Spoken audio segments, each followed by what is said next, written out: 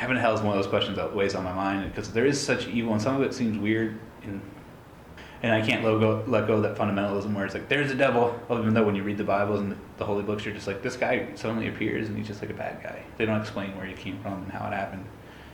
It's just like, oh, here's an evil guy.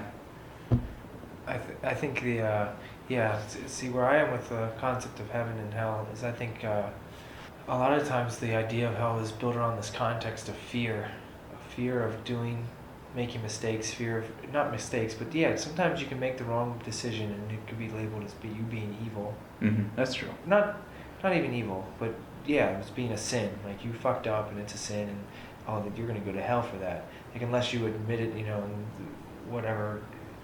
Like the whole way it's constructed, I feel like I have a thought, I don't want to cut you off, but I think this is what I was trying to say earlier, but you brought me back to it. Do we consciously create hell because we want it?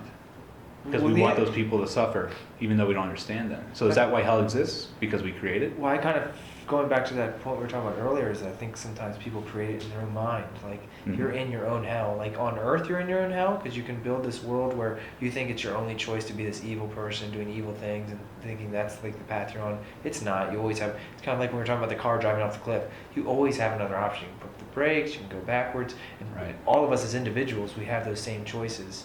And then you take this religion and you take this context, and so much it puts pressure on people, and it's pressure that I don't think people need.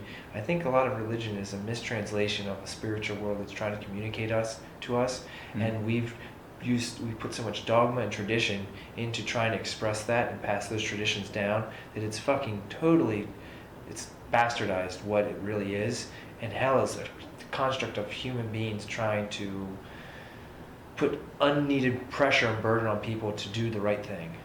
Like, I don't think you have to have the fear of internal damnation to know that you're doing things that are wrong. Right. But is there a sector of society when they see someone do something wrong that says, I want that person to burn in hell? And there are people out there, and I feel like if we raise those people's consciousness up, then hell doesn't exist anymore. Well, I just don't know I really, deep down in my core, when everyone ends here, I don't think there's people that go to, like, an eternal, everything's evil place. I think if anything, those people wake up and realize, wow, I really squandered an opportunity to do great things and grow, and instead I took this other path that was evil and dark and twisted and squandered that opportunity that I had on earth. And like, wow, I really pissed that away.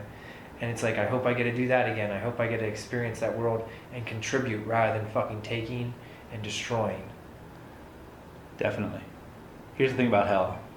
Again, thinking way too much about it lately, but the afterlife is said to have like no time. Like if you go there and you come back, like in stories, you come back and it's like 100 years later and you're like, holy shit, I was only up there for a second.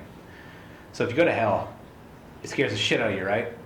And then you wake up and it's like 100 years later and you're a different body. And you're like, oh fuck, I don't want to go back there again. Like there's something in your subconscious that like makes you want to learn a different lesson in this new life, if you believe in reincarnation and that kind of thing. Or if you don't want to believe in reincarnation, you want to go the Christian route. All the people in hell get taken out of hell when Revelation happens eventually. So if you're in hell for like that quick and it scares the hell out of you, you're like, holy shit, I love God. Like you're in hell. Maybe you come back to life when Revelation happens and it only seems like 30 minutes in hell or something like that. I don't know. What if that would happen?